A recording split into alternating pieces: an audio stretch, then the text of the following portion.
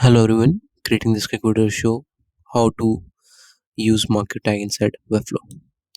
This is the actual HTML market tag uh, inside Webflow, not some sort of animation, JS or anything.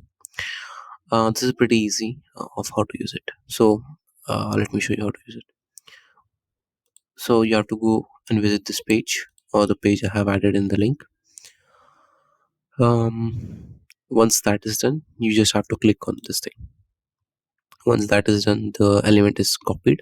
And now you can just go on your project and in our case we have a basic page.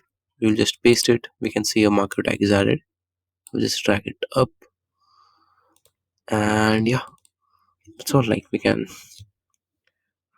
use our own custom text and add images in that, however you want to add or update it according to it.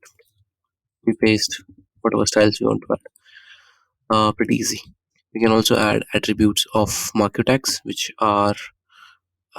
can be seen on uh, from this page, which is on direction and all those things. Let me show you how to add attributes. So let's add attributes. I will do it up, then we'll just go outside. It will take some time to load. Basically it will just end this session, then again go from bottom to down, bottom to up. Let's see.